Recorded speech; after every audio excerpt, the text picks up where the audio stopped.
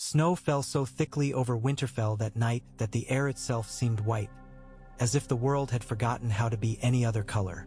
The wind blew bitter from the north and gathered in the branches of the dead-hearted weirwood as 1,000 throats exhaled frost at once. Fires guttered. Men shouted and were swallowed by silence. Steel rang, then stopped ringing. The dead pressed at every wall.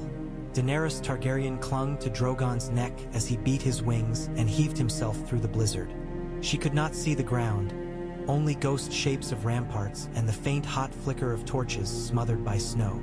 Somewhere below, the Unsullied formed and reformed their shield walls, spears stabbing into the maelstrom and finding only one of three things: ice, flesh, or nothing at all.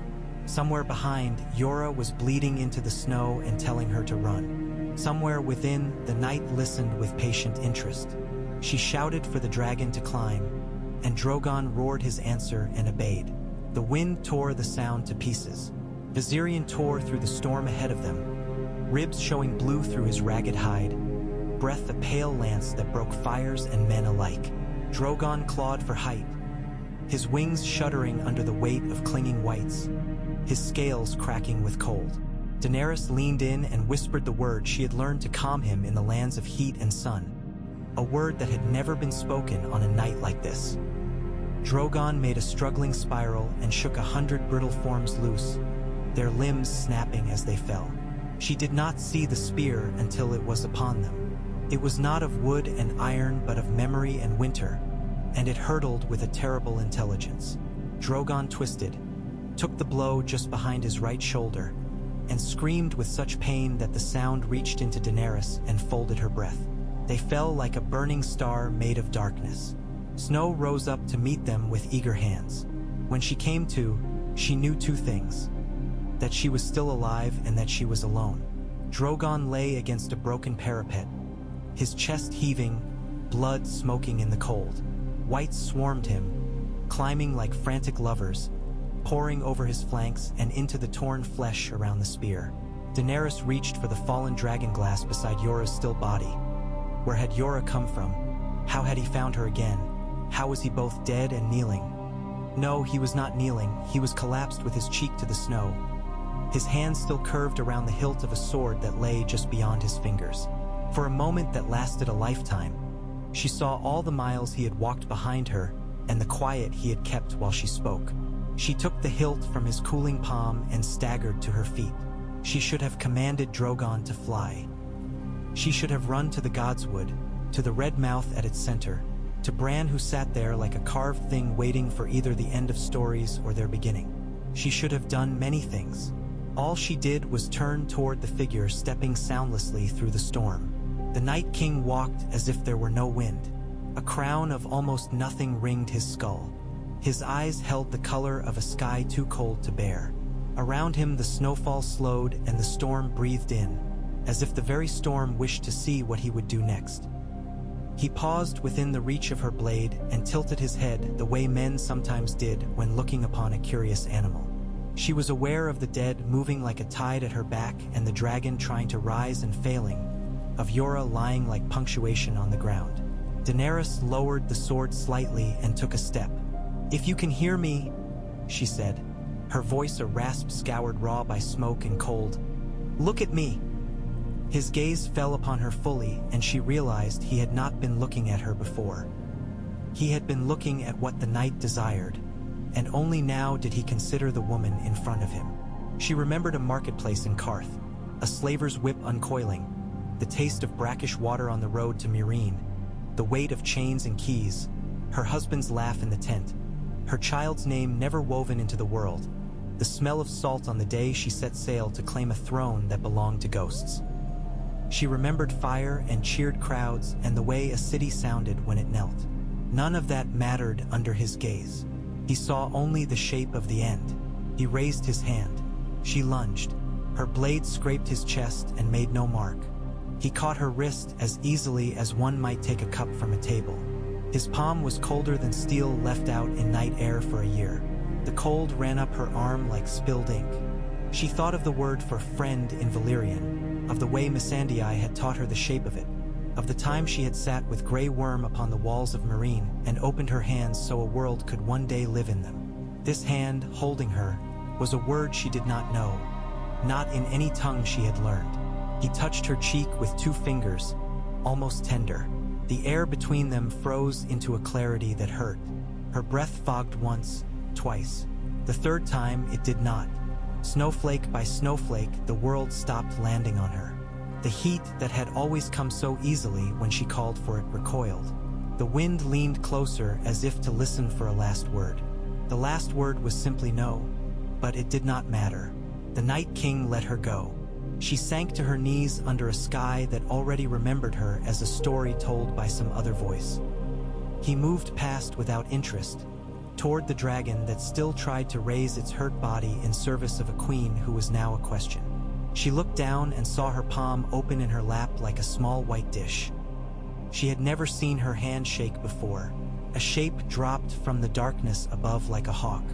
A blade flashed where no blade could have been. The wind made a sound like surprise. The Night King turned as the steel came for him, and the steel met the hand that was not a hand. For an instant as brief and complete as sleep, Arya Stark's face was mirrored in 2 cold blue eyes. Then there was motion.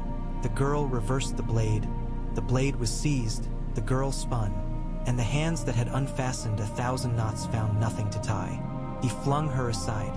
She hit ice that had been water only moments before, rolled once, and came up with blood in her mouth and a knife left somewhere behind. He turned back without haste. Drogon roared and managed to lift his great head. The roar went thin halfway through. The Night King lifted another spear from nowhere, and its point hummed with the memory of all spears. He drew back his arm. Daenerys stood. It was not that she had strength. It was that something else rose inside her, something that had watched her die and found the experience incomplete. She stepped forward, reached for the spear that had already left his hand, and took it from the air. It froze to her palms and shattered into powder. He looked at her again, not with the empty attention of the sky, but with focus. In that moment, her eyes went pale as the inside of frost. She exhaled. The breath that left her was clear and full of winter, and the snow around them sighed. The Night King lowered his arm. They stood like 2 statues put into the same hall by a hand that did not care if they knew each other. The dead that had swarmed Drogon stilled. They turned their faces toward her and then toward him as if unsure which way to pray. Jon Snow burst through the curtain of wind with a scream he had not intended to make, Longclaw's edge black as a night with no stars. He took 3 running steps and stumbled as the storm on the ground changed its mind about direction. He saw Daenerys standing with hair blown straight back from a face already losing its blood. He saw the Night King standing within the length of a promise he had made to a dying boy in a tower long ago. Jon lifted the sword and for a small, perfect second imagined he could choose any future at all. Daenerys turned her head toward him and something like a smile trembled on her mouth. "Jon," she said, or maybe she did not say it. Maybe he only remembered how his name sounded when she used it. The sound steadied him and broke him all at once. Then she looked at the Night King and stepped forward. He did not retreat. He was the retreat. She reached for his chest with her bare hand and put it flat against him, as if she meant to feel for a heartbeat that the world had never provided. The skin under her palm cracked in a small pattern like ice learning to be glass. Blue light leaked from it. Arya crawled to her knee and dragged herself upright. Her eyes found Jon. They each knew what the other knew. Any story worth telling about this winter would require an end. Jon charged. The Night King turned his head slightly to watch him come, and in that moment Daenerys pushed harder. A sound that could have been the first sigh after a long sleep left the Night King's throat. The crack widened. There was light inside him, old and tired. She pressed until her arm sank to the wrist and then the elbow. She flinched but did not stop. Jon reached them and swung with all his strength. Longclaw bit into the Night King's side, and the metal screamed like a frightened horse. Blue light spilled around the blade. The Night King lifted his hand and gripped the steel. Frost crawled along it like mold. Jon braced both hands on the hilt and shoved. In the Godswood, Bran breathed once, slowly. the ravens in his mind scattered like words forgotten. The weirwood watched with its red mouth open. Daenerys drew her arm back with something cupped in her palm. It was not a heart. It was the memory of a heart, a shape made of winter's patience. The Night King looked at the emptiness inside his chest and then at the thing in her hand. For the second and last time that night, he made a sound. She lifted her hand and closed her fist. He shattered cleanly. No slow crawling of cracks, no long theatrical groan. Simply the end of a very old thought. The air where he had been wavered, as if relieved to be allowed to be air again. His armor became falling frost. His crown fell without weight and was gone by the time it reached the ground. The dead did not. They swayed, uncertain, then steadied themselves in the wordless order of a hive that had found a new queen. Viserion, circling above, banked sharply as if a hand had pulled on a bridle. He screamed, and the sound now harmonized with the breath in Daenerys' chest. Drogon lay his head back down. His great amber eye met hers, and in that eye Daenerys saw a reflection of a woman whose pupils had turned to winter stars. Jon, panting, staggered back a step. He had thought there would be an end when the Night King ended. He had been wrong enough times to know what that felt like. He looked at Daenerys and felt the foolish hope he had always hated in himself. "Dany," he said, more plea than name. She looked at him as if he were sunlight through a window she couldn't open. "You have to live," she said, though her lips barely moved. "Someone does." Arya reached her, blade ready though it shook in her hand. She had killed men who begged and men who laughed and men who never knew she was there. She had never killed someone who had held her sister in an embrace that looked like safety. Daenerys turned her head slightly toward the smaller woman. For an instant, Arya felt the weight of 1,000 faces she had never worn. "Not yet," Daenerys whispered, and the breath of the words stung. She looked beyond them then. The dead were waiting, all their hollow patience gathered in their silent ranks. The storm swirled around her as if she had become its eye. She took one step forward, then another. The new crown that was not a crown circled her brow in the air. No thing you could touch, only a tightening of the cold where the air wanted to be a circle. Her hair drifted slow as if underwater. She lifted her hand and pointed toward the southern gate. The army of the dead turned as one and began to move. They had expected a collapse or a retreat. They received a march. The shock of it ran through Winterfell like a fault line. Men who had been crying with relief now cried with something else as the dead flowed away through the opened gate, a river draining the basin of the north. The living stood with weapons half lowered, baffled by a reprieve that had the shape of a doom. Sansa stood on the battlements, a smear of blood across her cheek and her hair heavy with snow. She had not left the walls, though people had begged and commanded both. She watched the tundra below become a white road. Beside her, Tyrion had his hands tucked into his sleeves, as if warming them in his pockets against an imaginary hearth. He did not speak. She did not ask. Daenerys mounted Viserion without saddle or rope. The dead dragon pushed off with a strong beat of wings that shed frost like grain. Drogon heaved his hurt body upright and tried to rise. He could not, but he did not cry out. He watched her go. Jon went to him as one goes to a wounded friend and set his hand to the warm, blood-slick neck. The heat of that flesh almost broke him. He murmured nonsense to the dragon simply to hear his own voice sound alive. The army of the dead. No longer the Night King's, not any longer anything but hers, poured south into the dark. The storm went with them like a cloak thrown over their shoulders. Winterfell stood under a sudden pale moon, naked in a silence that felt indecent. By morning, the snow had a different taste in the air. There was more metal in it, and a strange sweetness like sap. A counting began. The living counted the living. Took a long time, and the numbers were small. Bran emerged from the Godswood after the ravens finished telling him a story he would never repeat in any language that people used. He found Sansa before a stack of bodies waiting to be burned. Her face had the calm of a plan that had not been made yet. He told her what he had seen without telling it. "She is moving toward the neck," he said. "The waters will freeze if she wishes them to." "Can she wish?" Sansa asked. Bran considered a long while. She remembers what it's like to want. That might be the same. Tyrion, eyes rimmed with red, kept turning a coin over in his hand. It was one he had picked up years ago in a market whose name he couldn't recall. Stamped with a king's face neither of them owed allegiance to. If the dead would be so kind as to go on being dead for a time, he said to no one in particular, we might make use of the only ally we ever have had. And who is that? Davos asked hoarsely, his voice worn down, his mouth tasting of ashes and salt. Time. Tyrion flipped the coin again, missed, and let it lie in the snow like a dropped thought. We are going to need a monstrous cleverness. They gathered what was left. The Unsullied who had survived and had already reformed their lines beside the burned.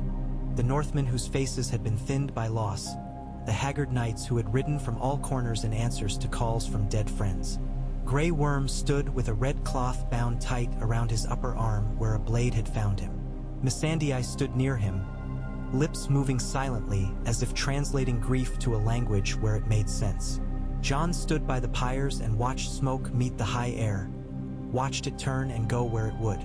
He felt the weight of everyone's eyes like a snowdrift pressing him down. He was not king of anything. He no longer knew how he had once wanted to be less than that. He looked at Sansa and said, "She will not stop."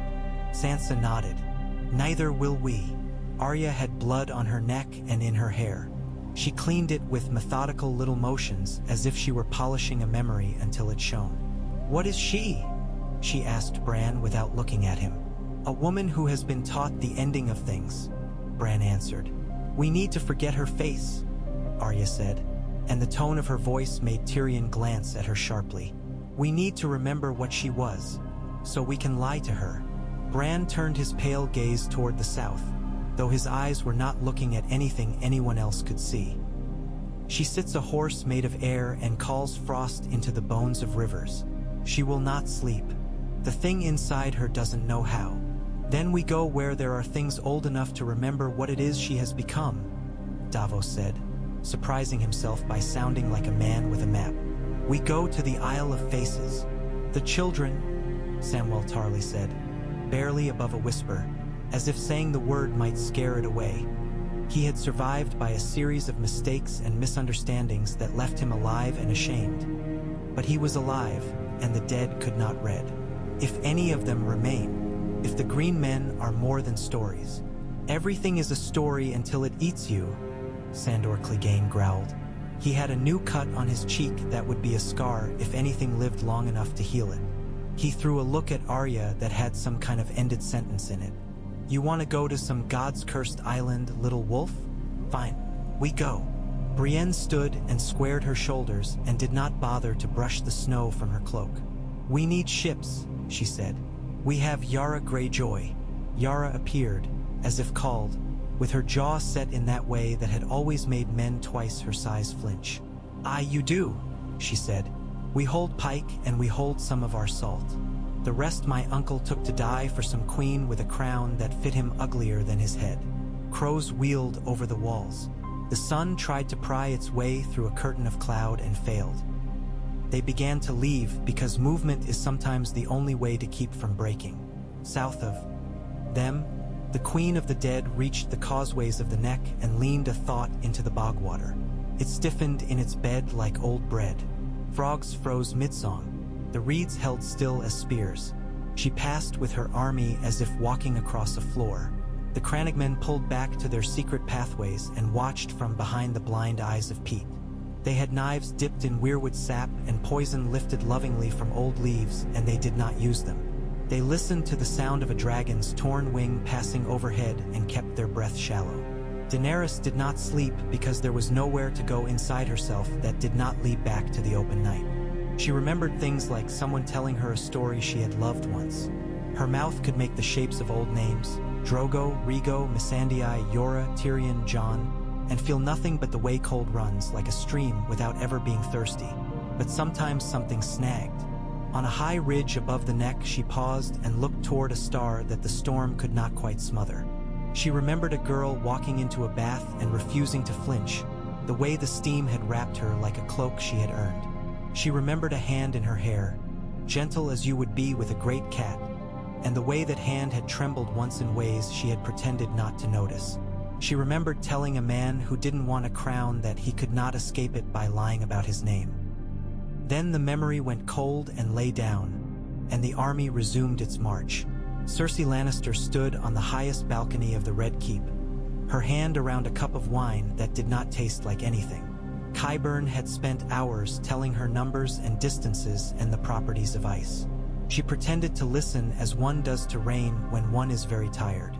The city below was a bowl of voices and smoke and hunger. She wondered, in a cool, distant part of her, whether the wildfire left in its secret stores would burn in weather like this. She wondered if it mattered.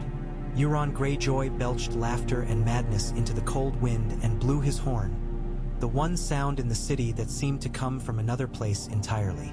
The horn's note went on, long past where a horn had any right to hold breath, and men clapped their hands over their ears and cursed him, and some of them wept and did not know why. "Come to me, beast," he shouted, his mouth wide for the wind to fill. "Come and be mine."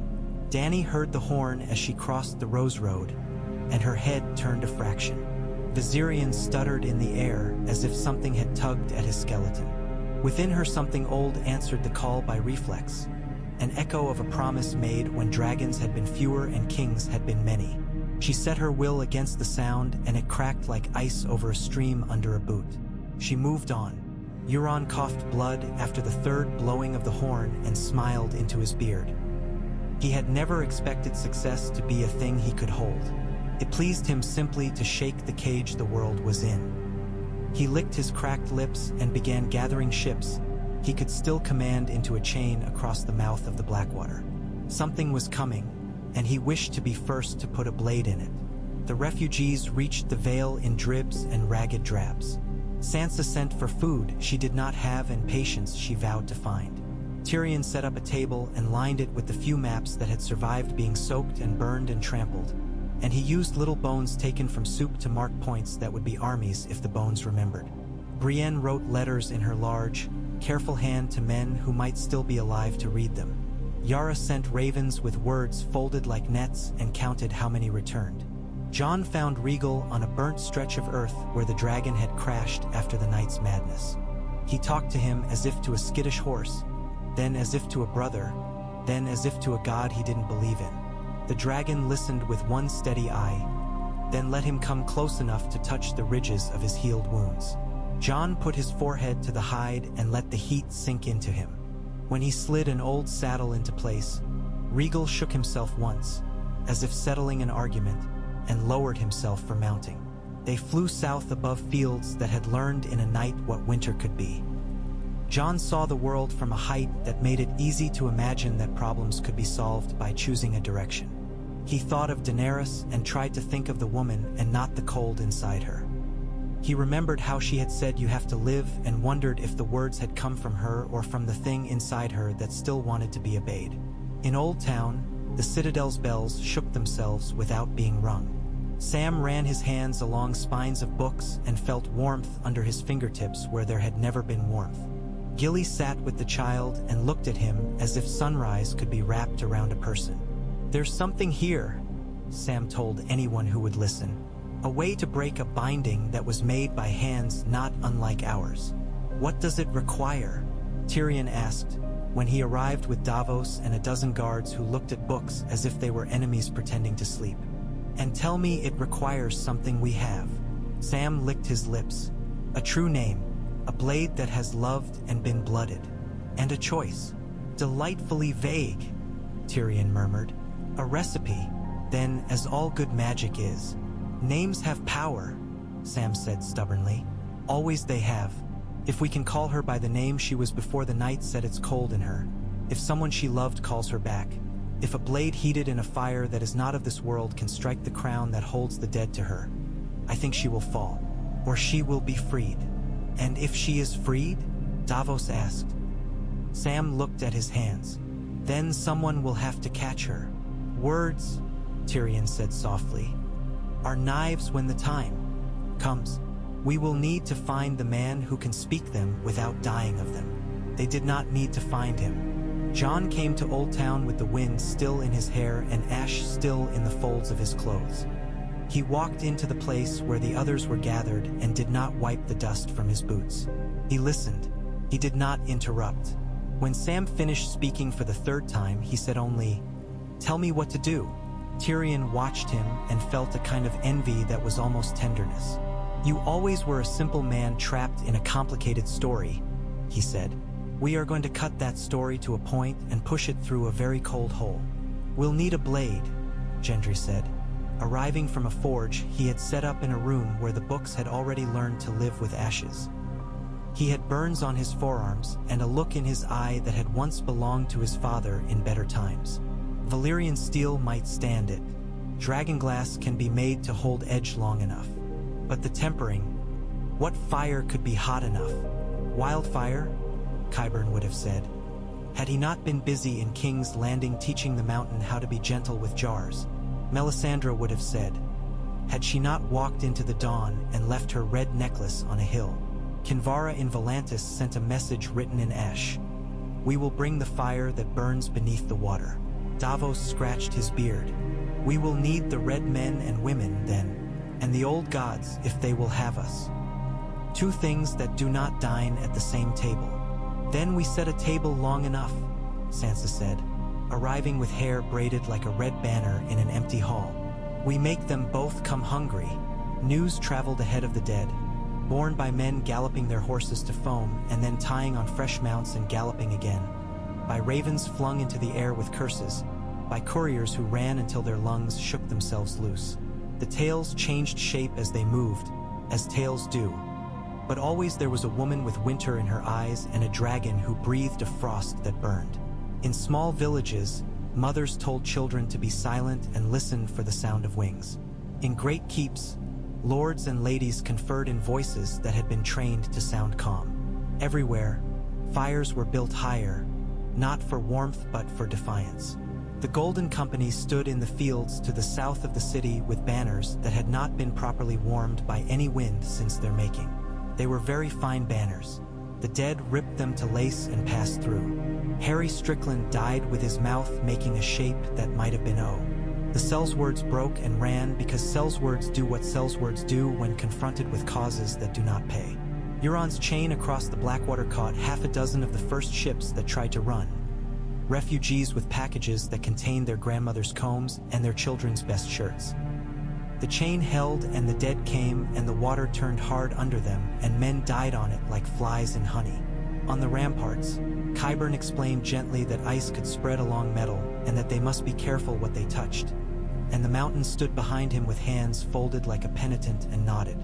Cersei asked about wildfire again and Qyburn told her what fire could and could not do when it was asked to burn things that did not recognize burning. When the storm reached the city, the bells did ring, but it was because the wind took them and struck them against their wishes. Their peals sounded frantic, like laughter at a funeral. Daenerys came on foot through the ruined gate that had not been breached since the time when it had been a different gate. Each step she took left behind the pattern of a snowflake too perfect for the eye to understand. Viserion wheeled overhead and sent out a breath that turned men into statues of themselves.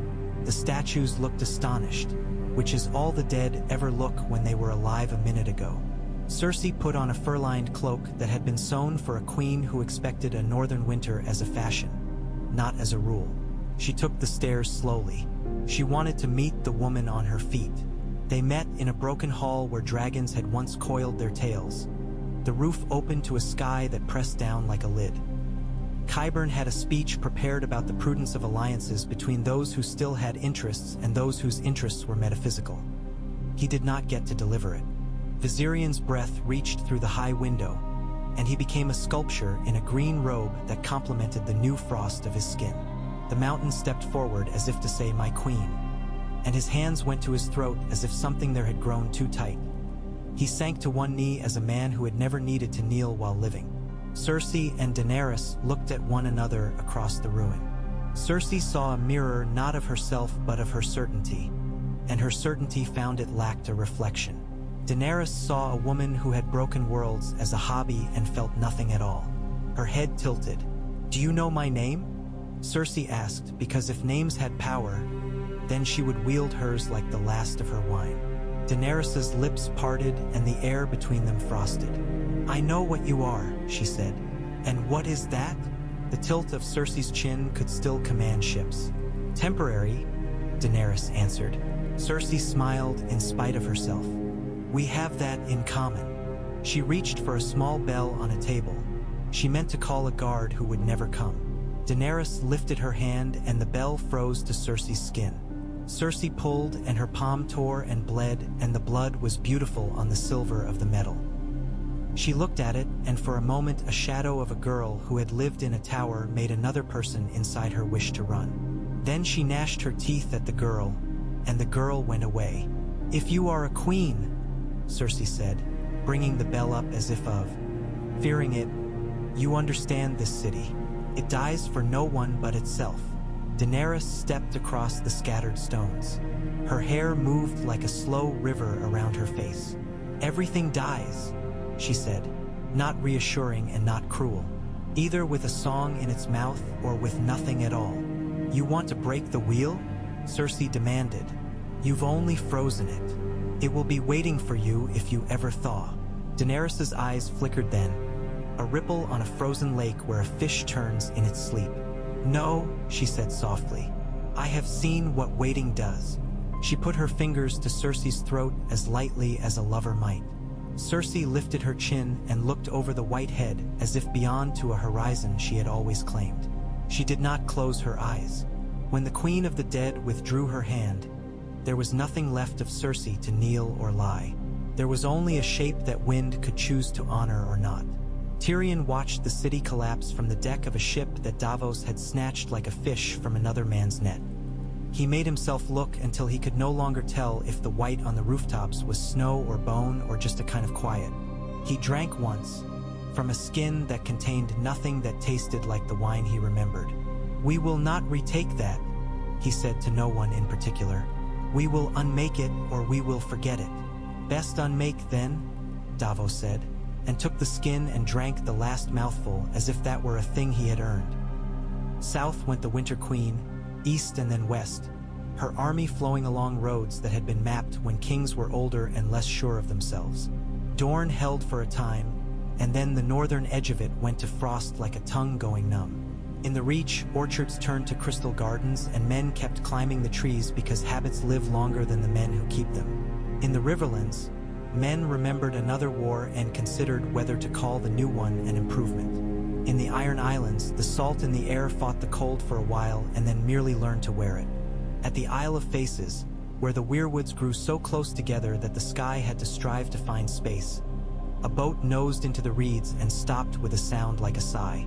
Jon stepped onto muddy ground and helped Sansa after him. She wore a cloak that had been sewn for her by hands that had refused to stop moving nights after they had lost people. Arya came last, light-footed as if the island itself might object to her weight. The Hound said something filthy and softened it with a grunt that was almost a laugh. Brienne went first up the path because it was the kind of thing she did. The Green Men met them at the place where the trunks wove together like old hands. They were not children. They were men whose faces had been cut with leaf shapes a long time ago and had healed with the shapes still showing. They wore crowns that were branches, and a few of the crowns still held living leaves. One of them spoke in a voice so dry that Tyrion thought of old paper. You have brought too much fire into this place, he said. We have brought all the fire we have, Sansa answered. It will not burn without your wind. The man considered that and turned his head a fraction toward a tree. A girl stepped out from behind it, her skin the color of bark, her hair a long tangle of green shot through with white strands like first snow. There is a song, she said. We can teach you to sing it if you are willing to lose your voice. What does that mean? Arya asked. That you will no longer be able to speak the things you do not mean, the girl said seriously, as if that cost had once ruined someone. The song is old. It calls the part of the world that refuses endings. We used it to bind winter the first time. We hated it as soon as we did. Teach us, Jon said, and the girl nodded as if she had expected nothing else but had been obliged to ask. They learned a melody that could not be hummed without bringing tears that had nothing to do with sadness to one's eyes. The red priests and priestesses arrived in long boats painted with flames that had been carved into the wood, and they built altars at the edge of the water and began to pray in a language that wanted to be shouted but had learned to whisper. Gendry set up a forge under a spreading tree and fed it with coals that did not darken. Sam brought a blade wrapped in the cloth of a maester's robe, a broken length of Valyrian steel whose history had been written down badly and then rewritten even worse. He placed it in Gendry's hands without a word. Gendry held it as a son holds an heirloom from a father he refuses to curse, even if the father deserved it. They worked days that had lost their edges. The red fire leaped and did not cast shadows. The green men sang, and the air turned thick as if honey had been poured into it. The weirwoods offered sap from their wounds where cuts had been made long before any of the living were born. The sap smoked on the forged stone and smelled of rain. The blade went red, then white, then a color the eye did not know what to do with. Gendry tempered it in a trough where wildfire and weirwood sap and the tears of a woman who named herself only a widow of the city had been mingled. It screamed, and the scream turned to a note that hung in the air long after Gendry lifted it out. Jon took the sword in his hands and nearly dropped it. It was light and heavier than grief at the same time. He felt nothing when he looked into its surface. Not his face, not the trees around him. He felt like a man holding an answer he would prefer to refuse. "What is it called?" he asked. "It will tell you," the girl of the trees said, and smiled as if that were the happiest she had been all day. Tyrion watched all this and counted the things they had that could be lost. He counted Sansa among them and then stopped counting for a while because math sometimes breaks. On a morning that had forgotten how to be anyone's kind of morning, scouts came back to say that the river had frozen to the north in a long straight line that looked like a blade laid down across a throat. The dead were coming, slow and perfectly certain. At their head rode a woman whose hair drifted as if the world were water and she the one dry thing. Behind and above her flew two dragons, one patched with cold and one a shadow of his own fire. Drogon had not wanted to come. He had flown south and then more south and had tried to find a place where smoke tasted like what it once had. He had circled Dragonstone and remembered sleeping there like a mountain that breathed. Then he had turned and flown toward the only other heart that had ever commanded him. It had not commanded. It had called with a voice so thin he could barely hear it over the crying of winter. He had gone to her because he did not know how to refuse the sound of her mouth making his name. Now he flew beside Viserion, his sides moving like bellows, his throat lit from within by a fire that fought with what the air offered. They met on the Trident because stories insist certain places be used for certain things. The river steamed and then forgot how. The armies arrayed themselves, the living a tree line of shields and lances and men whose mouths moved in prayer or cursing or both, the dead a tide without foam. The Isle of Faces stood behind the living like a witness that had seen too much.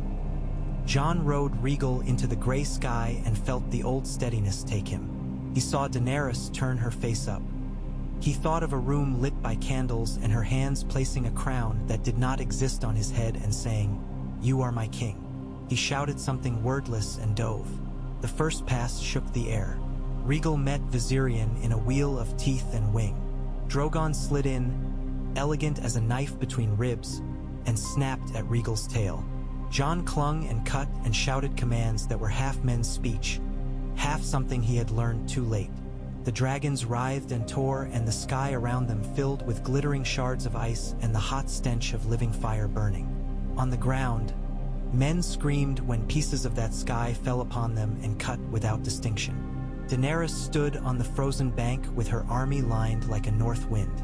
She lifted her hand. The dead stopped as if something in front of them had coughed. She looked toward the island. The weirwoods there leaned in her direction as if curious. The red flames along its shores quivered, and for the first time since she had risen, she felt something inside herself warm a fraction. It hurt like the first breath after an hour underwater. "Dany!" Jon cried, and the sound carried because the song the green men sang bent the wind into a listening thing. He brought Regal down hard into the shallow near the bank and leaped while the dragon's claws still skidded on ice. He ran toward her without plan and with the only plan there ever is in love. She watched him come with the odd patience of a queen in a place where everyone knows how this meeting must end. He stopped a few paces from her and lifted the impossible blade. He did not lift it to strike. He held it as one might hold a bar of hot iron too valuable to drop. "Daenerys," he said. He said it again and again, letting the letters weight his tongue. He said the name as he had once said it into her hair and into the hollow where her shoulder met her throat. He said it the way men say names when they know that names are all that lies between order and collapse. Her lips parted in a shudder that could have been memory. "Jon," she said very softly. The dead behind her swayed like grasses in a current. Missandei stepped forward from the living lines with the calm of a woman who had always been braver than anyone noticed. Her voice carried without effort. "Daenerys Stormborn of House Targaryen," she called out in Valyrian, each title a bead on a string, each syllable a rung on a ladder thrown up across a gap over nothing. "The unburnt, breaker of chains, mother of dragons." Daenerys closed her eyes. It was not a gesture of surrender. It was the gesture of someone reading. The song rose around her then, sung by green men with mouths stained red, by red women with hands raised toward a god who preferred fire to ice but understood both, by men in mail and boys whose voices had not finished changing, by women with knives and old men who had carried banners for lords now gone. The melody wrapped itself around the winter like a scarf and tightened. The air hummed. The blade in Jon's hands vibrated with a note that found the hollow places in his bones and stood there until he understood what was being asked. "What must I do?" he whispered. The girl of the trees, standing 3 paces from Sansa, looked at him and did not blink. "Choose," she said gently. "Choose her or the world." "That is no choice," Sansa said, not even ashamed at the way her voice broke in front of everyone. "The world does not exist without the people who love it." Jon heard her as if from a long way. He looked at Daenerys and saw not a queen and not a weapon and not a thing to be freed but the woman who had once pressed his hand to her belly and said, smiling as if telling him a secret, that she had dreamed of a child made of winter and fire. "I love you," he said, "because truth becomes a kind of tool when enough lies have been told. I will always love you." Daenerys opened her eyes. For a sliver of a moment, they were the eyes he had looked into under blankets that smelled like smoke and skin. "Then end it," she said very softly. He took a step forward, not toward her, toward the line between them, which is where the world's hinge always lies. He took the blade and turned it in his hands so it faced him.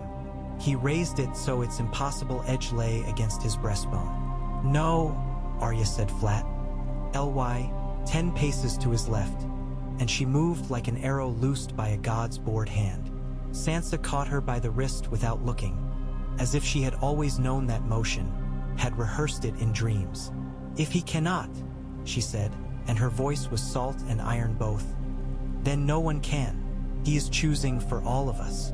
You cannot always save the person you love most. Sometimes you can only let him be what he needs to be." Jon heard them and did not. He pushed. The blade did not cut. It slid into him like a word that had been waiting decades to be said. Fire poured out of the wound, not down his chest but outward, into the air, onto the sword, into the space between him and the woman who watched him with eyes that had decided something too. He had enough time to think, absurdly, of Ghost, and of a night much earlier when he had been told to choose, and had chosen a blade over a girl, and had been wrong and right at once. The sword lit, not with flame that ate things, but with a light that made things remember what they had been before they forgot. Jon stepped forward with it held before him. Daenerys took a breath and held it. The crown of cold around her brow brightened so subtly that only Bran saw it. It was a woven shape of old words, made by hands that had never touched a woman's face with love, riddled through with the spite of a pact that had seemed clever at the time. Jon brought the sword up steady and set its edge against that crown that was not a thing. The song rose, and Missandei spoke the last title. "Mysa," Daenerys said, not with her mouth but with the part of her that had remembered him even when everything else had gone to snow, "my love." Jon pressed the blade through the crown circle, and the circle came apart as a ring of smoke comes apart in a room where someone opens a door. There was no shattering. There was only a release, a breath that had been held since the first night men had feared the things they had made. The dead stood for an instant as if unsure whether standing was still required. Then they lay down. They did not fall. They lay, one by one, like obedient children told gently it was time to sleep. Viserion folded in the air and struck the frozen river in a great plume of shards. Drogon hovered, beating his wings to a rhythm that had been his mother's heart when it had still made heat, then settled like a mountain onto the bank. He lowered his head until it lay at Daenerys' feet. She swayed. Jon dropped the sword and caught her. Her body was warm, not hot as once, but warm as a person's. She pressed her face to his shoulder, and his blood soaked her hair. He could feel the place where the blade had passed through him, knitting in a way that logic wanted to forbid. "Am I?" she began. "You are," he said, and the words were the gentlest he had ever spoken. "You are." She did not weep. She would later for other things. "I remember everything," she said. "Then we will forgive the things that were not you," he said, knowing this was a promise no one could keep perfectly and that it did not matter. "And the things that were you we will carry." She drew back to look at him. "We will have to pay for all of it, won't we?" "Yes," he said simply. The world resumed. Men shouted and fell to their knees and rose and embraced and stared at their hands as if remembering what hands were for. The green men let out a breath like wind through dry grass, and the red priests lowered their arms, and some of them laughed and some of them lay down. Arya slipped free of Sansa's grip and came to stand near Jon. And when he looked at her, she put her fingers to his cheek and then made a show of wiping her hand on her tunic. "You're a fool," she said, softly as snow on stone. "I know," he said, and managed a smile that did not feel borrowed. Sansa went past them to the edge of the river and looked at the bodies of the dead lying in the ice like seeds in a furrow. She imagined spring and did not quite believe in it, but she imagined it hard. Tyrion came to her side and stood without a word. After a while, she reached and took his hand. They held them without looking, because looking would have made it something it was not yet ready to be. Brienne stood with her sword point in the snow and let the weight of it pull her hand down. The hound lit a cigarette that he did not have and took a long drag of air and called it good enough. Davos sat on a rock and put his head in his hands, not to weep but to remember names in order. Gendry leaned on a post that had not existed the day before and felt his arms tremble as if the work had just begun. Sam held Gilly and the child and told them stories about old heroes who had done things right the first time, because that is the only way to tell such stories. Bran watched the light above the trees shift. "It is done," he said. "Nothing is ever done," Sansa said, with fatigue that was almost affection.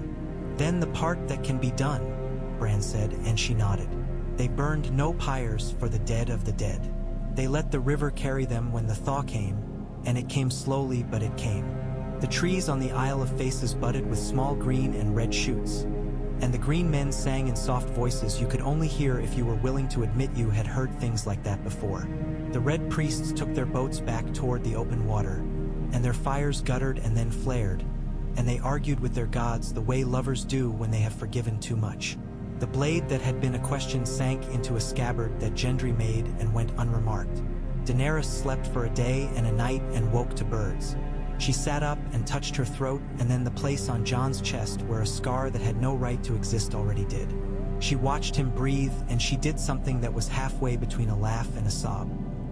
She put her feet on the ground and stood under a sky that had been gray so long it did not know how to be anything else. Tried. A piece of blue the size of a silver coin showed and then hid. Missandei came to her without fuss. Grey Worm stood behind her like a shadow you do not fear only because you have known it so long. "You are," Missandei said, and did not finish the sentence. "I am," Daenerys agreed. They looked at one another as equals, an arrangement the world rarely allowed. "What do you want now?"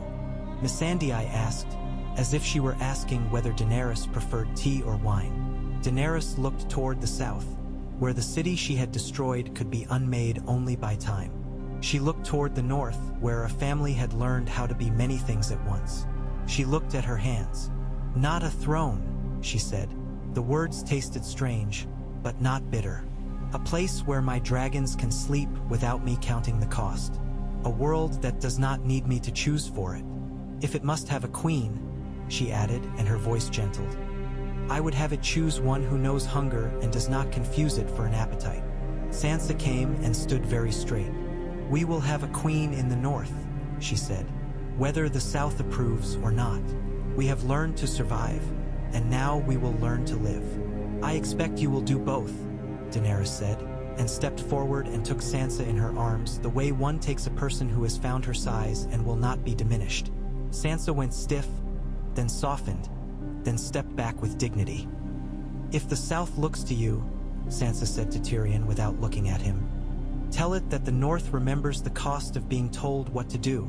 Tyrion nodded with relief and apprehension both.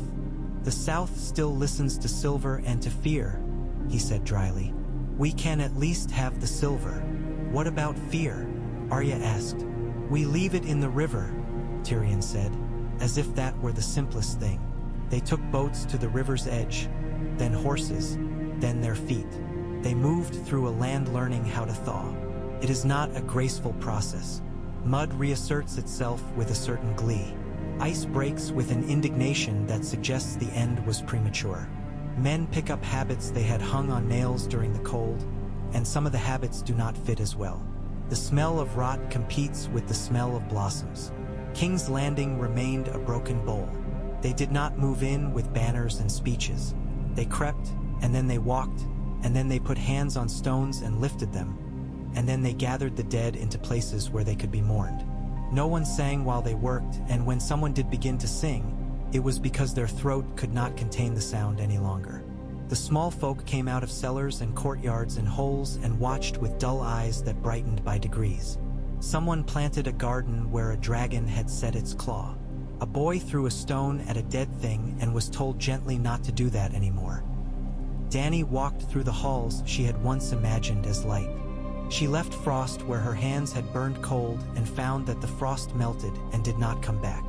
She paused in a room where a map had been painted on a floor and put her bare foot on the line that had once been the wall. She looked down and smiled, crooked and not without pain. "It was never a straight line," she said. "We only drew it that way because it made us feel clever." Jon came and stood beside her and put his hand on her wrist. "You will not be loved by all," he said. "You will be blamed by many, but you will be remembered." She shrugged, a gesture he had always loved in her. "I am tired of being a story," she said. "I would like to be a person for a while." "We can try," he said, and meant both parts of the sentence equally. They did not marry because the world had decided that marriages meant things it did not mean to them. They did not sit thrones because chairs had begun to frighten them. They held councils that felt like households arguing kindly. Tyrion drank less and read more. Brienne trained boys and girls together and pretended not to notice the way they looked at her with something like reverence. Davos taught ships to men who thought the sea an enemy but found she could be patient. Sam wrote down as much as he could and left out no one's name if he could help it. Arya went west as she had promised herself, not to escape anything but because curiosity is a country too. Sansa ruled the north with a face that had learned 1,000 lessons and a spine that had held through all of them. Grey Worm took ships to Noth and stood on a beach and listened to waves that had never learned the words for war. Missandei went with him and sat in shade that did not have to be earned by killing. Bran watched, and sometimes when no one was looking he smiled. There were statues built. As always, some of them were bad. One at the Trident showed a woman without a face and a man looking down at a sword that was not like the blade he had held. Another in the north showed a wolf with a crown on its head and a smile on its snout, which made Sansa correct the sculptor by raising an eyebrow. None of the statues mattered as much as the stories told by grandmothers to children at bedsides, and those stories changed depending on the grandmother and the child. In many of them, a queen walked into winter and came out with spring in her hands.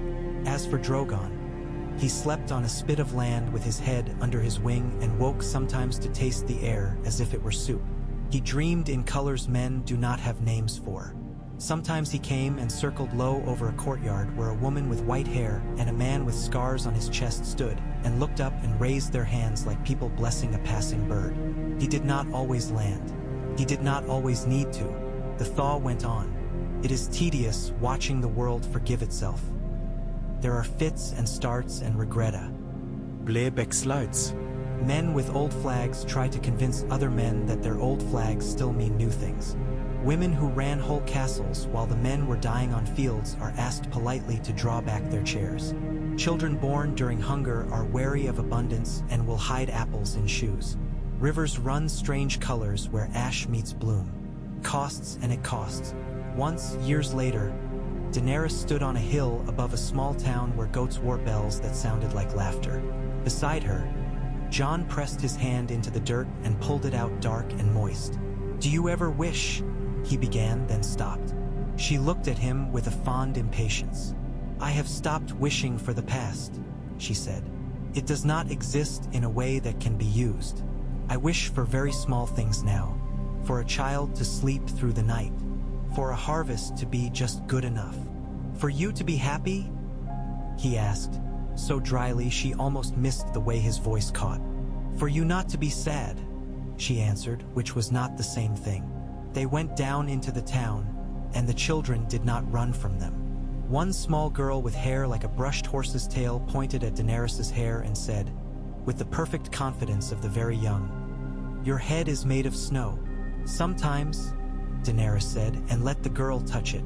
The girl's mother apologized without conviction and invited them to sit on a bench and have bread and cheese and a drink that tasted faintly of pears and of patience.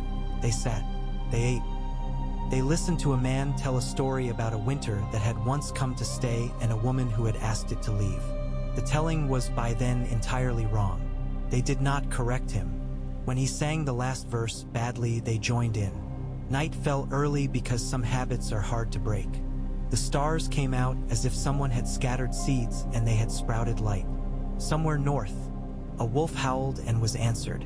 Somewhere south, the sea turned in its sleep. The air grew cool and then cold, but not bitter. They walked back along a path that knew their steps now. At the edge of the field, Jon stopped and looked back at the town, at the handful of lanterns, at the curl of smoke up into a sky that had room. He put his arm around Daenerys and she leaned into him as if learning an old lesson again and finding it still true. "We broke nothing well," he said softly, which among the many kinds of praise is a rare one.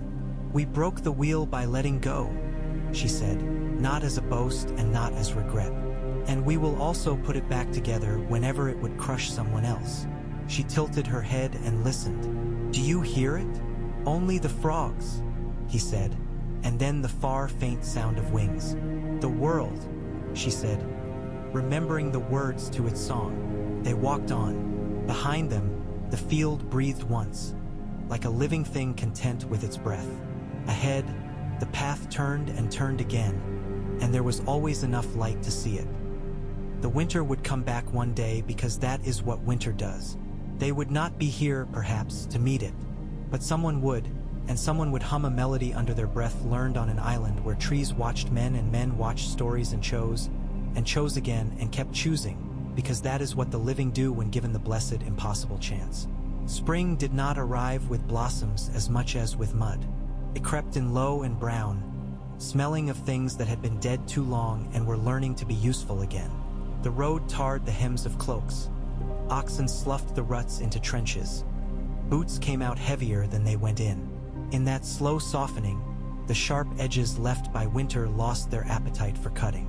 People did not trust it at first. They kept their collars high and their eyes searching the horizontals for the returning blue that had once meant nothing more than sky. On a hillside outside what had been a market town and was learning to sell turnips again, Daenerys built a small fire and waited to see whether the smoke would go up or coil in on itself. It went up. She watched it with her knees drawn to her chest and her hair braided back so the breeze could find her face. Jon lay on his side with one arm thrown over his head and the other hand curved as if he had fallen asleep grasping a hilt that was now a memory.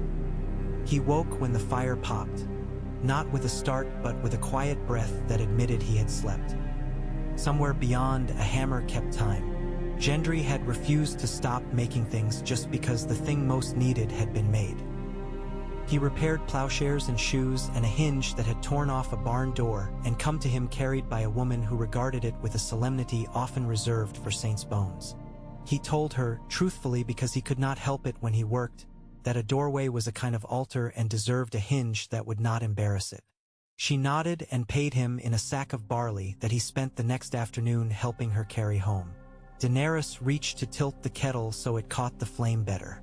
Jon pushed himself upright and took the handle as if he had always been meant to. "There's talk," he said without looking at her, because looking when saying certain things turned them into vows. "Of a great council." She smiled without bitterness. "Of course there is. Once I would have said it. Now it sets itself." "Not quite," he said, the honesty of the song still in him. Its invisible constraint at times a comfort because someone else had turned the world for a moment and told him where true lay. "Sansa wants it. Tyrion wants it. The River Lords will come for the food. The Stormlands will come because Gendry says the word and does not know yet that he has earned the right to give it." "And the Reach?" she asked, the name tasting of orchards she had watched turn to crystal. "Hungry," he said, which is another way of saying they will attend. Shipur. At him the tea and then herself. They drank in silence for a while, watching the smoke go up and hold. Across the field, a boy tried to stand on a fence and fell off into a puddle. His sister laughed and then gave him a hand. A dog sat in the road and waited until a cart was close enough to worry about, then moved with a disdain that suggested a grievance with wheels. "Where?" she asked. "Harrenhal," he said, and the name was heavy with all the old burned iron it always brought with it. Too big and too cursed to be much use to anyone but a meeting. "Appropriate," she said dryly. "We are made of curses in some measure."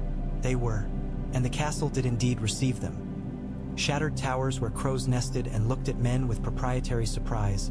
Great halls whose ceilings had fallen and repopulate themselves with sky. Stones warped by dragonfire from a time when dragons had been numerous enough for their heat to be considered a civic hazard. When they came north to it, the new grass crouched low on the banks of the God's Eye and the water lay wide and untroubled, as if taking a breath after news that had kept it holding one too long. Tents sprang up like late mushrooms. Banners tried to remember which wind they preferred. There were colors in the field again. Lannister crimson hung beside a simple black cloth sewn in haste to stand for no particular house at all. The pale blue and white of errands flown by men who had thought they would never have to travel this far from their mountain. The kraken of the Iron Islands planted stubbornly by Yara in ground that did not know yet how to yield to it. The ram of the Dreadfort did not appear, and no one was sorry. Dorne sent a thin delegation and thinner courtesies. A woman with salt threaded into her hair, and a loose linen robe wrapped twice around her waist bowed to no one and ate with her fingers and told no one her name.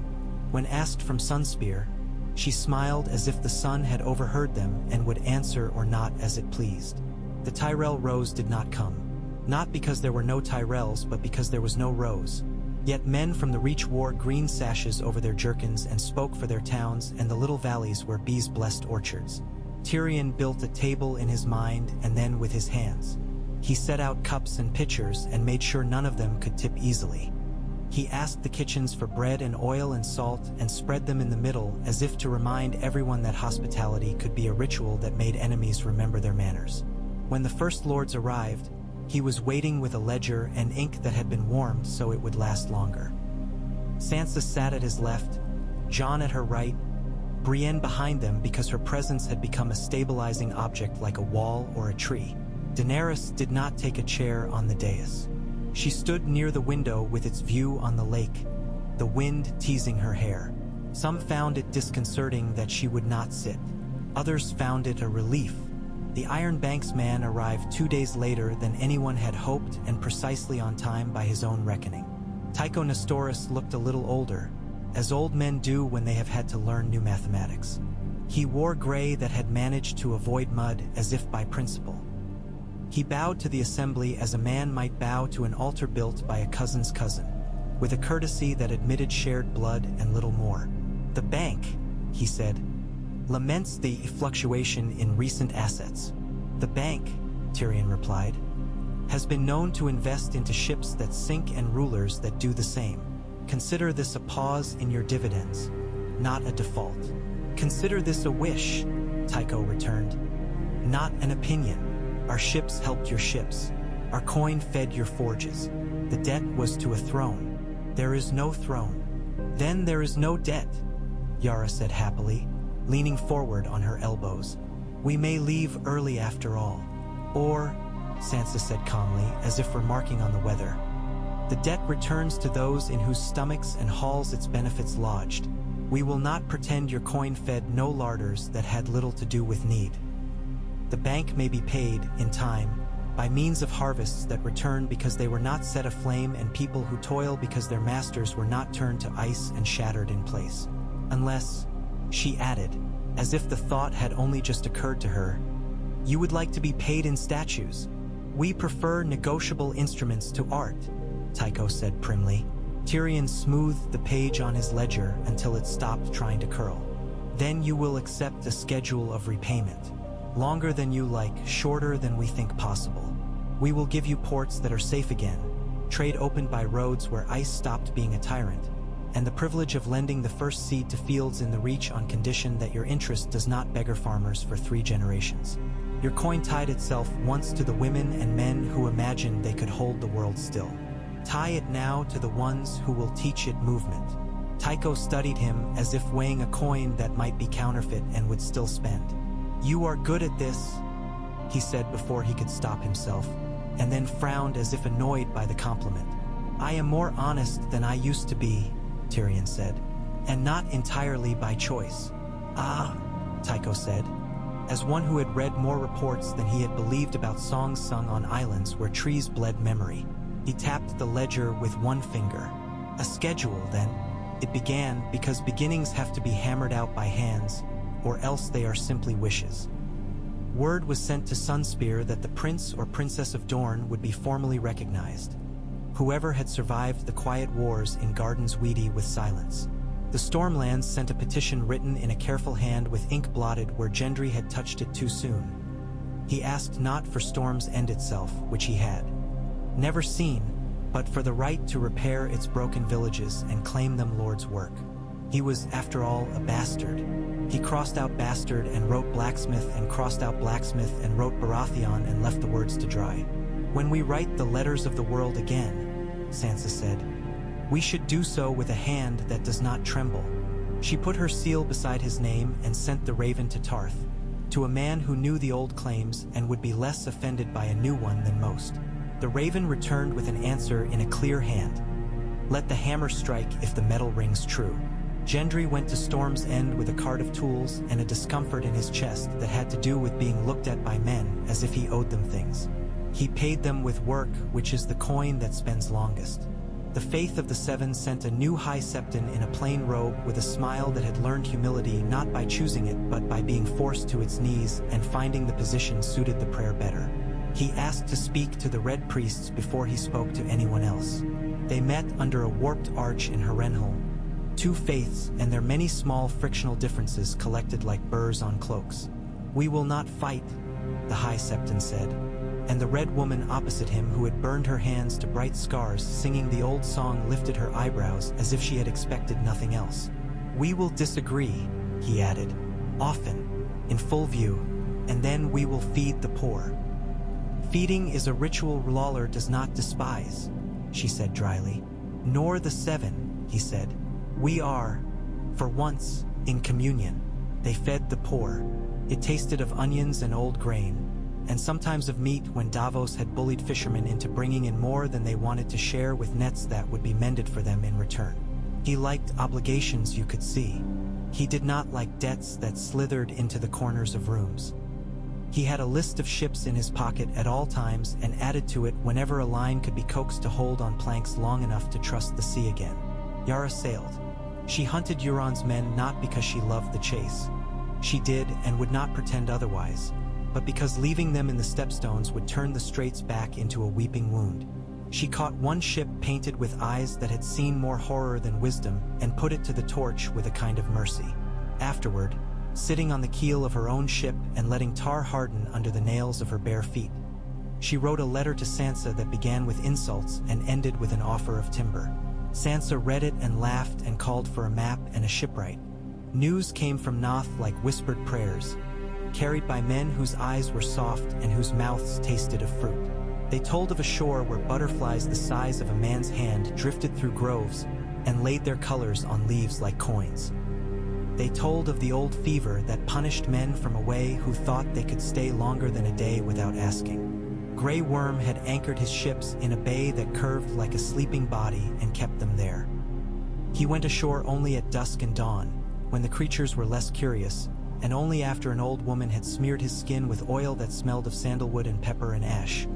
It did not cure what could not be cured, but it confused it, so the Nathi said, long enough for work to be done. Missandei, standing on sand that had known her small feet once, went farther inland without fear. She returned with the elders of a village whose houses were woven from leaves bigger than any sail Grey Worm had ever mended. They taught him a song that meant do not hurt the peace and a way of laying down weapons on the beach so that the water would claim their heat. He obeyed. Months later, a letter reached Old Town, written awkwardly because his hand had learned drill before it learned script. I am still breathing. The rest is better than breathing. Arya found west not by finding a land, but by finding a water that behaved differently. There were places where the sea went out farther than it had any right to and showed its teeth in reefs men had named in other tongues, where currents crossed each other at angles that made the deck step sideways underfoot like a horse that had spotted a hole.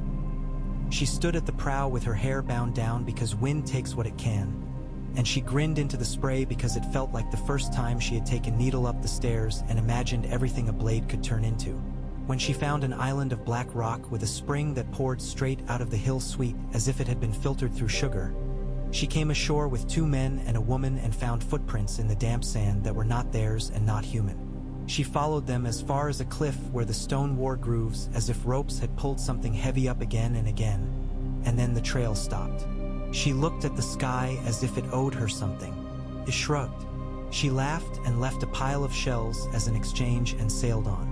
Later she would come to a line of fog that did not move even when the wind commanded it, and she would decide she was not ready to pay whatever price it demanded. That was not a retreat. That was a lesson. Brienne trained with boys and girls who had learned from famine that fairness is not a toned word but a kind of hunger. She kept her hair braided back and her language simple and her temper present but leashed. Podrick watched and copied patiently the set of her shoulders, the way she carried a blade so it did not learn to become lazy. When a boy laughed at a girl's attempt to parry, Brienne dropped her own sword and took the boy's and put him against the wall with it, gently, so gently, and told him he would along his life be asked to laugh at the wrong things, and she expected him to know the difference. He did not laugh again in that place. She did not tell them of Jamie B, because she had promised herself to stop carrying his ghost into rooms where it did not belong. Sometimes she woke with the weight of him pressing her down and then realized it was only the dog who insisted on sleeping on her feet. Sam rebuilt a library in a room that leaked. He laid planks across the worst of it and used the bad corners for things that could tolerate damp. Ledgers of grain bought and paid, lists of births, a log of quarries where slate could be pulled loose without killing the men under it. He wrote to the Citadel with a respectful impertinence and told them some of their books were wrong in ways that mattered. They wrote back with a mixture of harumph and interest. He went himself after a season and asked to present his findings to a dozen gray men who had never been north of the Blackwater. He told them nothing about songs and crowns that were not things. He told them about how long it took a body frozen to the shape of fear to thaw, and how much grain per day it takes to feed a city that has stopped being a fortress and remembered it's a market, and about what oils and smoke could slow the particular fever of Noth for men who must be there to bring salt and metal to people who had long been denied them by those who said they cared. The gray men grumbled and then asked him for a copy of his paper. He left with a box of old maps given to him because no one there could read the hands they had been written in, and returned to Harrenhal to spread them on the table as if they were cloth for a new coat. Tyrion came to Daenerys in a long gallery that had somehow retained a ceiling painted with scenes of wives avoiding their husbands' eyes and hounds staring at birds they would never catch. He had not been drinking. He held out a letter with a seal broken and the page creased and recreased. "They would make you queen," he said, his voice carefully flavorful with neutrality. She didn't reach for it. They make things they know, she said. I was useful when I was a shape they understood. I am less useful now. You are more trustworthy, he said, too honest for his own comfort, and saw the small wince she could not hide. He immediately regretted having said it and then did not, because he did not get to choose which truths the song had planted in him. She leaned her shoulder against the stone and folded her arms. The white in her hair was no longer a color but a light, caught in the strands as if the season had taken up residence. If the South wanted a queen, it could find one who loves the South, she said. If the North wants a queen, it has one. It is not as if they are offering you a chair, he said softly. More a duty, less of a throne than a code of rules people can pretend to agree on. As my father would have said, a good lie is a structure. I cannot lie, she said, not without humor, not the way they prefer. Then be the truth they can tolerate. She shook her head. I would rather plant trees. Trees require laws, he said. Even if the law is simply, do not cut the tree down. Then you write them, she said. You and Sansa. I will sign what does not offend me and decline where it does. They can call that a queen if they like. He bowed as if to a crown, though there was nothing on her brow now that men could see. As you command. As he turned, she said softly, What do you want, Tyrion? He smiled without showing teeth. A world where my cleverness is not always a weapon, he said, and his surprise at hearing himself say it made him flush. Failing that, a cup that does not empty as quickly as I fear it must. Both might be arranged, she said. The first by your own hand, the second by Davos. The council took on a shape at Harrenhal that had not been written in any book. Lords and ladies, yes, but also reeves and shipwrights and healers who knew how to keep a fever from getting drunk on a village. A woman from the Iron Islands in a plain shirt with rope scars on her palms told men from the Green Hills that boats meant food. If they wanted ale in the fall, they would send barley to the coast now and not wait to be asked again. An old lord from the Riverlands frowned until she mentioned ale. Then he leaned forward and concluded that yes, rope could be found. A black-haired tanner explained how to use the hides of cattle that had died in the winter without making everyone sick. Men who would one day sit judgment on their tenants took notes and did not tell anyone what they were doing. Jon sat and said less than most expected and more than some desired. He could not lie, and so he chose his words with the care of a mason laying stones at ankle height where people trip first. When the question of a single ruler came up, he pushed the words away like a plate he could not stomach. If you make a throne, he said, you will end by asking who is worthy of it, not whether you need it. Ask instead what work cannot be done without being everyone's work. The rooms grumbled and then eased. Men like to be told they do not need to decide if another man is better than them. Bran came rarely and left quickly. When he was there, people grew polite because politeness is often the only armor left when a person does not need any other.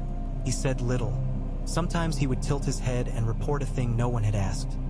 A bridge farther south had lost its last plank. A family in a hut near the shore had put their child in a basket and pushed him into a creek because old tales still have teeth.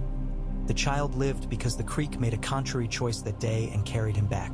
You could sit the rule if you liked, Tyrion said, curious as one pokes at a lock with a hairpin, not meaning to break in, only testing the hinge. You would be obeyed from here to the arbor. I would be obeyed until men remembered how to disobey, Bran said, not unkindly. I am a door, not a room. They would grow tired of knocking.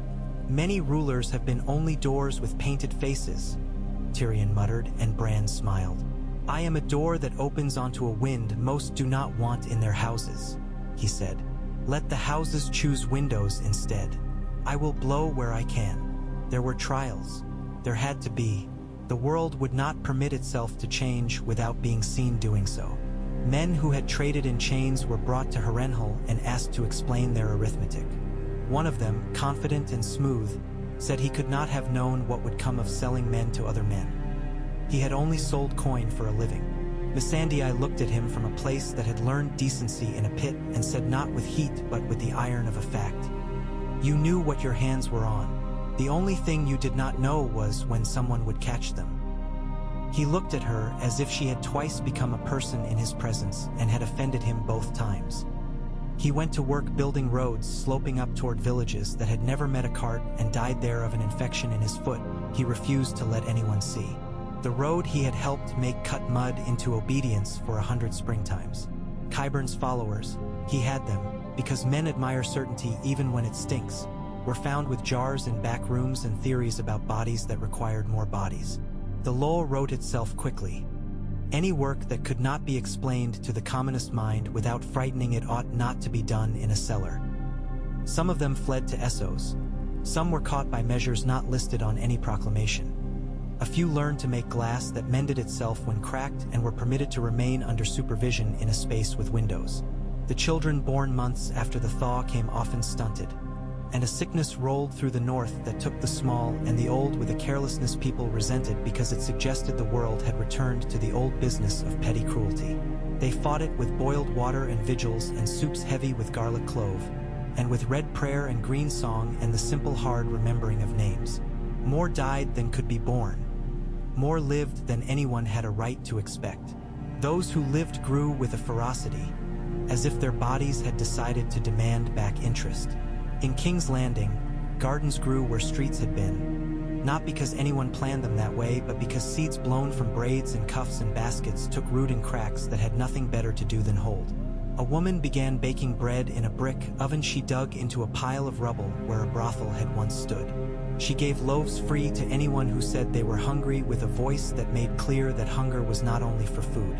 When a man tried to take 3 to sell, she broke his nose with the peel and then gave him 2 and told him to share them without charging. He obeyed, amazed, and then kept obeying because obeying that kind of command felt better than the other. A market returned there, then a shrine, not to any god in particular but to the notion that no one should go to bed without warmth, and then a song people hummed under their breath when they were doing something boring in order that it should not be unbearable. Daenerys spent afternoons in those streets wearing a cloak that hid her hair enough to give her the right to be spoken to without ceremony. She learned the price of a jar of olives when olives had to be carried by men with arms that still remembered carrying swords, and the tricks for making soap cheap enough to make children smell less like the winter. She learned the names of women who could teach other women to pull breech births free without tearing, and men who could be trusted to keep a pit latrine from turning into a disease with a view. People began to say Misa again. She did not flinch because she had learned that sometimes people have only one word for gratitude, and they do not mean you to own them when they say it. She took the word as if it were a folded bit of cloth she could tuck into her sleeve and use later to wipe a child's face. Jon went north sometimes with Ghost and a pack of men who had found they preferred empty lands to empty rooms. They walked into a wilderness that had stopped trying to be frozen and now was only itself. Pines giving resin when cut, streams thick with trout that turned like bars of living metal under the surface, hills clothed in heather that looked like fires in the evening light. He stopped at houses where a woman with a scar on her throat would open the door with a hand on a knife and then let it go when she saw him, because there is a kind of honor men recognize even when they hate it. He slept beside the wall in places where the stones remembered what it felt like to hold back a great cold and now held back only time and wind. Tormund found him once as he sat with his back to the rock and his feet stretched out toward a fire and called him Little Crow with a laugh that had somehow grown grave around its edges. They drank something that had been distilled through seasons and snorted through their noses at the taste and then drank more. "You look like a man who made a decision and then has to live with it," Tormund said approvingly. "The living is the only hard part." Grey Worm sent word from Noth again after a long silence. The letter was shorter and truer than most. Missandei had fallen in love with the way light fell through a stand of palms at noon and declared she would never write descriptions again because they could not unmake what a person had not seen with their own eyes. He had learned to stand very still when butterflies landed, because sometimes their feet held sting, and sometimes they did not. They had bought cloth and beads and knives that turned in the hand with a little twist for fishing. They had traded iron for fruit until they learned to grow their own. His men did not come ashore often. 2 had sickened and died with Belly's tea. Hat could not keep water and tongues turned gray. The others pulled back to their ships and waited out the morning. He did not say it in the letter, but the silence around the words was loud. He would die there. He meant to die there, and he had picked a good place for it. In the Stormlands, Gendry reclaimed what could be reclaimed of a house that had never been his and was now everyone's. He did not care for tapestries or the polished draw of a long hall. He cared for gutters that took water away from foundations and the way a kitchen smoke could be coaxed into obeying a pane of slate. He lent his back to carting stone and his temper to men who thought old titles meant new obedience. One evening he came in from measuring the slope of a field where wheat could grow if taught and found Arya sitting on his table eating his bread with honey and not asking. He stood in the doorway with a foolish look on his face until she lifted one eyebrow that did not need to ask him to come in. They fought that night with the same energy they had used for everything else between them.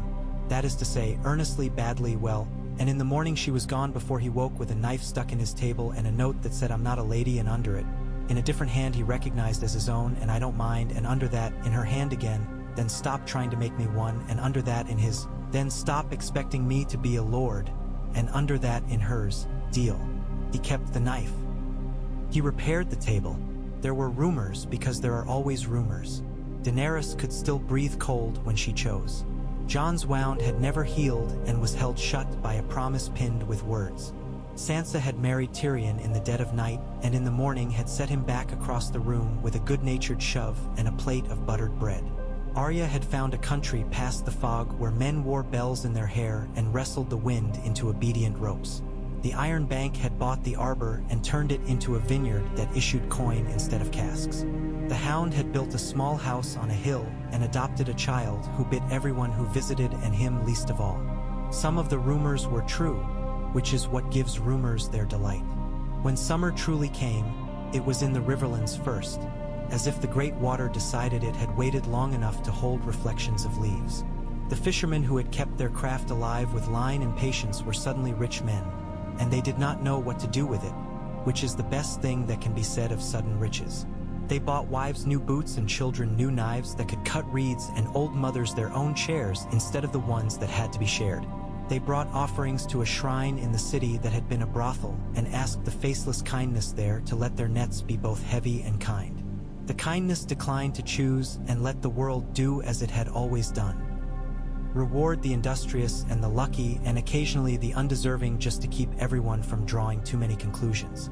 At Harrenhal again a year later, the council met to make what had accidentally begun into a set of things that could be taught.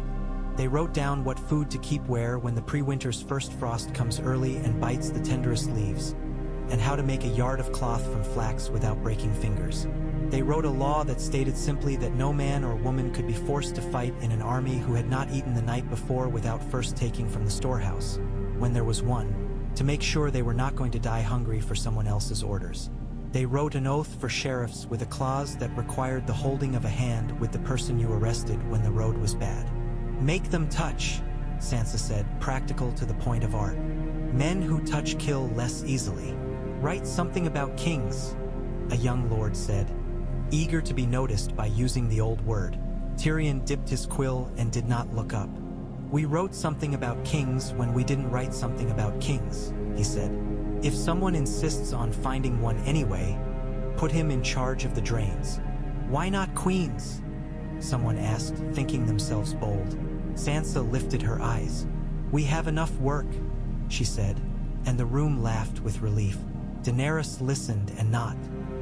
She could follow the grain of the room like a hand reading wood, and she could let her mind go to Noth where butterflies drifted and a man she had saved had found a way to be something that did not rely on killing. She could think of Arya under a sky she had not seen and of Bran sitting with his back to a weirwood and thinking thoughts the tree approved of. She could imagine Drogon on a rock far to the south, his breath creating its own weather. She could imagine Rhaegal above the trident watching for fish, lowering his great head to men in small boats who lifted their faces in wonder. It contented her that dragons, too, could be used for nothing at all but being themselves. There was one more winter scent not that would not undo itself. A clutch of hard-eyed men out of the Crownlands who had decided that the disappearance of kings meant the reappearance of old claims. They had found a Targaryen in a market in Pentos, as such men always could, and had returned with him and with hope like a rash all over their thoughts.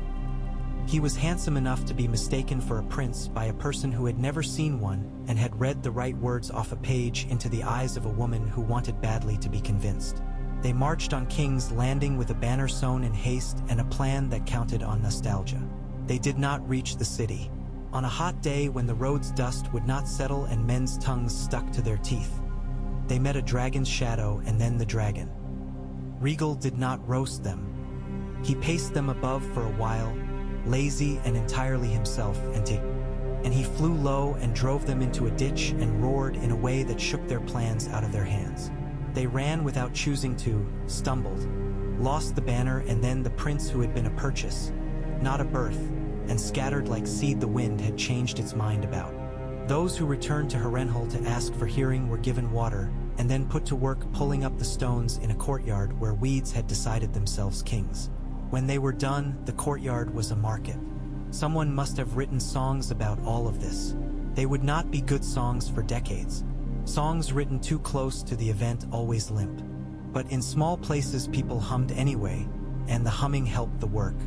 A woman in a long plain dress with a child tied to her back kneaded dough and kept time by a tune that did not have words and did not require them. A boy walking a wall at dusk with a spear because he liked feeling tall whistled a thing he had heard his mother whistle and did not understand that it meant he was not going to take the spear to war.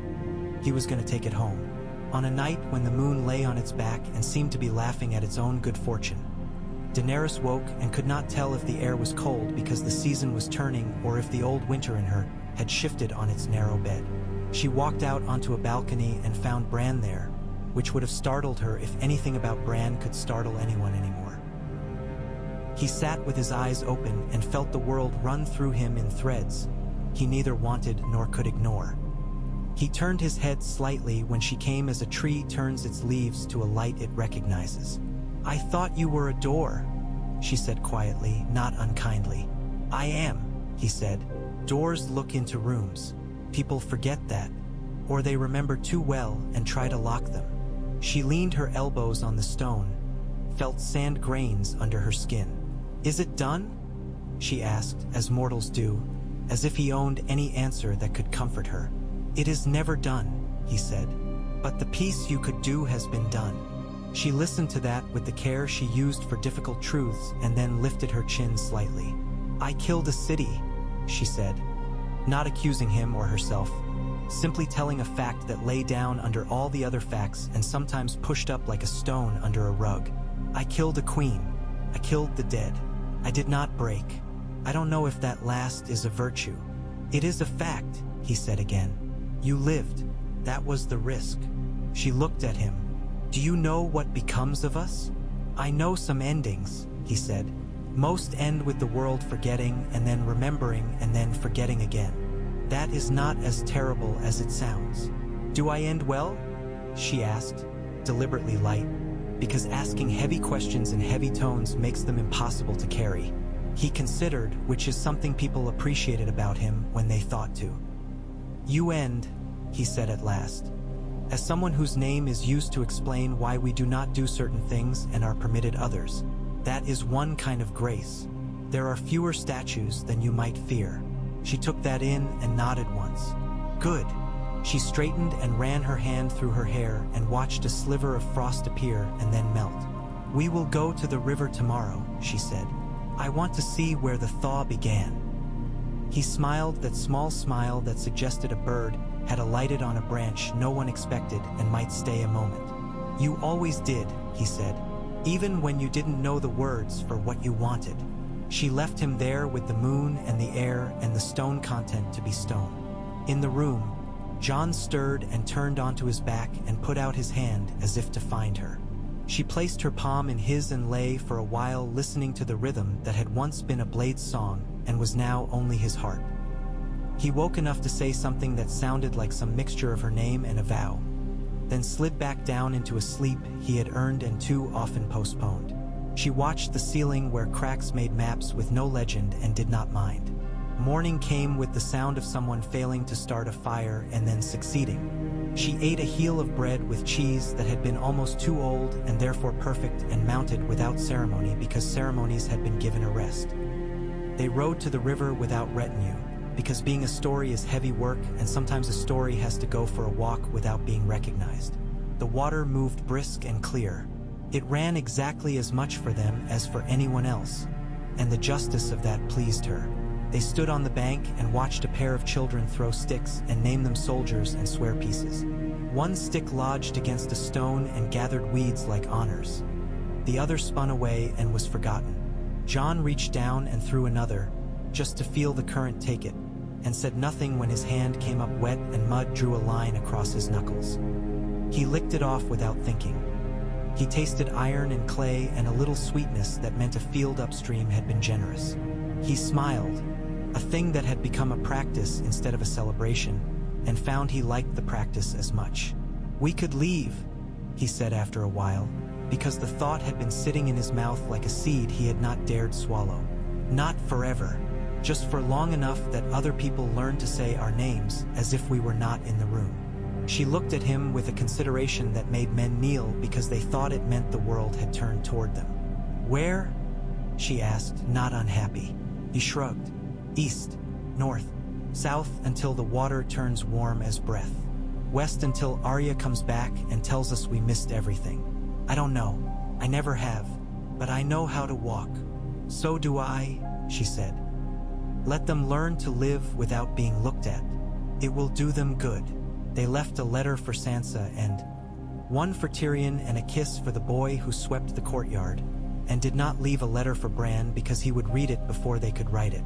They went with 2 horses and 2 satchels and a knife each and the ability to sleep on the ground. Drogon watched them go from high and did not follow.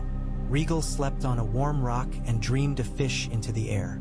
They walked a week on roads that had been mended by men who had not done such work before and were pleased with how stones obeyed when properly spoken to. They slept in rooms where ceilings held. They slept under trees where leaves made the sound that had always made men think of language and mothers. In a village where the inn was a single room with a curtain that hung on a string and a woman with a missing tooth whose smile made their food better, they met a man with a harp who played badly and then better. He had heard a song about a queen who had asked winter to leave and been answered. It had the wrong number of dragons and placed the scene at the wall as if the world enjoyed being tidy. He played it through and then looked up at their faces to see if they approved, because approval from strangers can sometimes be better than coin. Daenerys' eyes softened and she said only, "The last verse needs less certainty." He nodded and tried to find a chord that could hold a question. He almost did. John paid him with a silver coin and a few words on the way white wood burns when wet. White wood burns poorly, and the man nodded solemnly as if learning the other half of the song. They moved on. Behind them, a harvest came in just shy of abundant, which is the safest way for gratitude to come. Before them, a road curled into a morning that had not chosen its weather. The air tasted of apples where an orchard had been planted at a crossroads because someone had decided to sit 20 years ago, and the saplings now stood as if they had always been meant to shade travelers. A dog barked at their heels and then lost interest. A raven flew overhead with intent, then changed its mind. The world did what it always does. It continued. On a headland some months later where the sea threw itself against rock because half the joy of being water is to remember stone is not always stubborn. Arya sat with her feet in a rock pool and watched little fish argue about something they could not possibly maintain forever.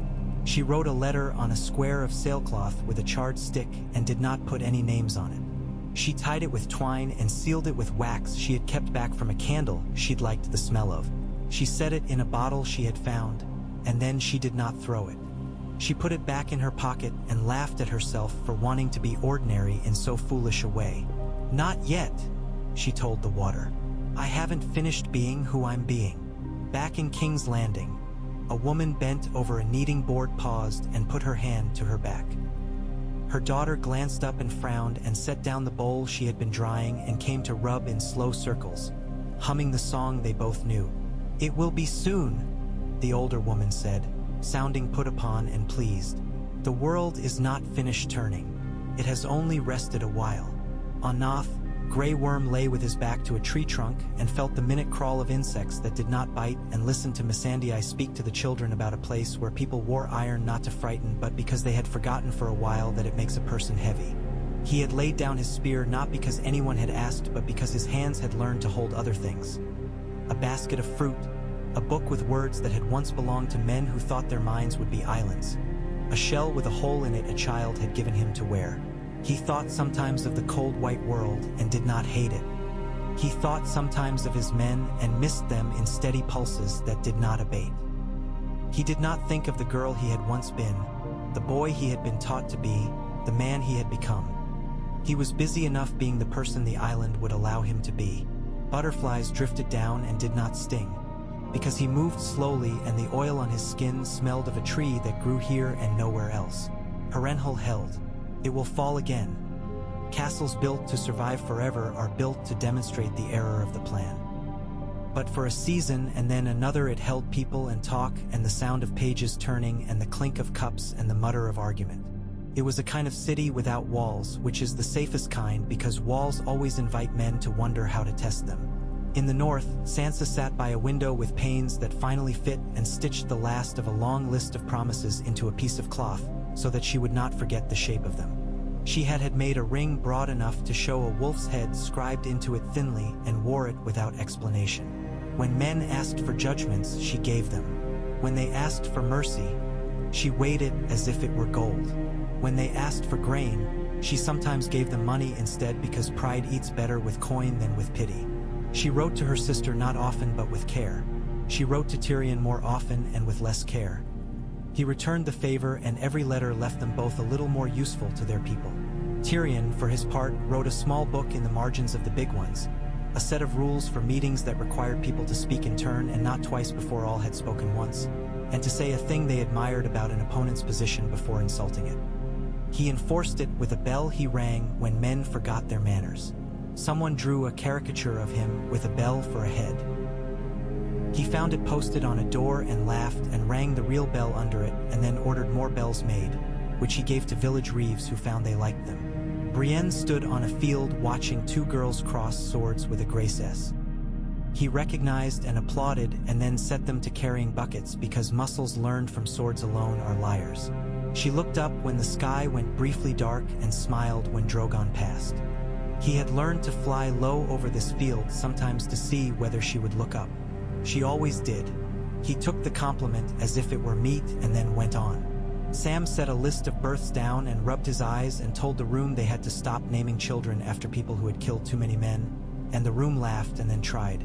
He walked out into sunlight and found Gilly with the children playing a game with stones that had rules he did not understand. He sat down on the stone and understood them without learning them, as men do when they have the humility to be taught by smaller people. He did not tell them they were wrong when they changed the rules halfway through. He had learned that rules do not mind being altered if the alteration improves the game. Nothing sudden happened, which is its own kind of miracle. Disasters did not visit simply because they had in the past. The sea drowned only those who took it for granted. Fire took only as much as men gave it and sometimes more, because fire is like that. The dead stayed dead and were mourned. The living learned to live, which is harder. Somewhere, far north where maps had once shrugged, a thin, cold wind rose and then settled, as if deciding it could wait its turn a little longer.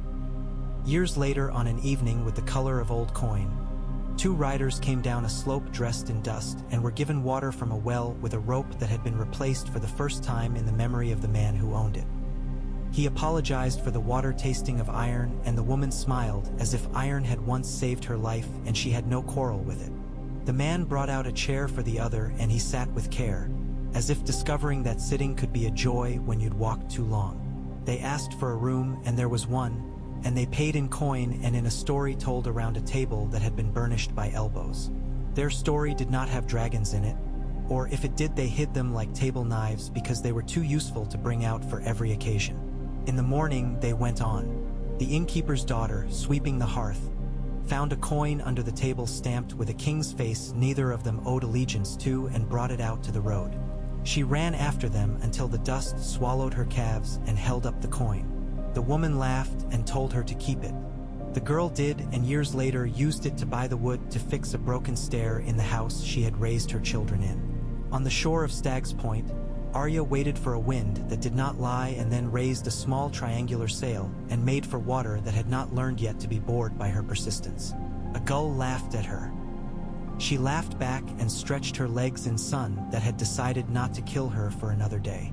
On Noth, the butterflies hatched and rose like confetti thrown by a god with a better sense of humor than the one men usually prefer. Grey Worm coughed once, and then again, and then lay down in the shade and allowed Missandei to tell him a story about a city of stone with birds that never learned to fly because men fed them too well. He did not tell her that his breath had begun to feel like a rope pulled tight. He would not die that day. He had work to finish. The nets needed mending. The fence had allowed a goat through, and that was always a mistake. At the Trident, fishermen told each other a story about a flash of blue under the water that had nothing to do with fish, and a young man who had never left his village stood and walked backward into the river and then forward into a boat and went to sea. He came back with less than he'd promised at the tavern and more than his mother had dared hope, which is an active kind of luck worth cultivating. In the north, Sansa's hair turned more silver than red, and she wore it up differently because weight is weight even when it is beauty. She rose earlier than she wanted to and drank something that tasted of bark and knew how to put her feet into boots without looking. She said no when people begged her to say yes and yes when saying no would have harmed someone small.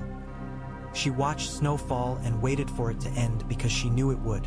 She slit the throat of a pheasant herself one morning because habit should not be a thing we delegate entirely, then laughed at herself when she botched the plucking because perfection is dangerous in a person of her place. Tyrion went gray and found he liked it because it made people think he had become gentle. He had not, particularly, but he had become precise in what he chose to care about, and that is gentleness's close cousin. He still carried, sometimes, the little wooden elephant from years and lives ago and set it on the table when a conversation needed to be told that men often forget what they owe those who cannot speak. Bran died a long time later than anyone expected, or perhaps he did not. He sat with his head against a tree and a smile on his mouth that suggested the bird had come back and was a better singer than reported. People came away from the tree arguing about whether he had been there at all. The tree lost a branch that winter and regrew it in spring in a shape that looked like a hand raised to bless something stubborn. Daenerys and Jon kept walking. They came back sometimes when the road wore a hole in their hearts and they needed to stop it up with something steady. They left again when the steadiness threatened to become a room instead of a door. They were noticed in villages where noticing turns to legend if you don't hurry. They avoided staying long enough to be asked to stay. Sometimes on a night when pot smoke mingled with the breath of animals in a stable that had only space enough for what was alive that evening. She would lift her palm and breathe a little cold into the air to quiet a child's fever. Sometimes on a hot noon he would hammer a hinge with a rock until it fit the door that wanted it. They did small good, and the smallness is what kept it from being swallowed by story. Once, high in the Red Mountains where paths change their minds and goats think they are philosophers, they lay on their backs and watched meteors take their time falling. He reached to take her hand under his head where no one would see because there was no one to see. She turned her face toward him and said that she had dreamed a child again and he did not freeze as he once might have. He asked instead what the child had said. She laughed, that it wanted a dog. He promised to find it one. Knowing promises keep their makers honest more often than beholden. They slept and the meteors went on falling for a while and then did not. And when at last a winter came again with teeth, as seasons do, it was not as hungry as the one before. People met it with storehouses and songs and arguments about the right way to stack wood so it does not rot. They met it with laws written down and hung in halls where men and women could point to them when someone important forgot how to be decent. They met it with patience and the kind of pride that isn't stupid. They told their children a story about a night a queen asked winter to go, and the children rolled their eyes as children do and asked if the story could at least have a dragon in it. Sometimes it did if the teller had time. On such a night, with wind at the windows like distant waves and the fire lowering itself into a red yawn, a grandmother finished the tale and patted a quilt into submission and looked out at the starlight on snow. She wasn't thinking of queens or kings or even the dead, for once. She was thinking of her own mother's hands, and the way butter doesn't grain if you're careful. She closed her eyes on a world that held.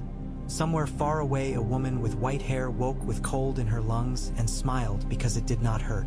Somewhere even farther, a man with scars on his chest and care in his voice turned his head and said a name, because that is sometimes the only magic we keep. The name answered as it had learned to do. The rest is only living, which is everything.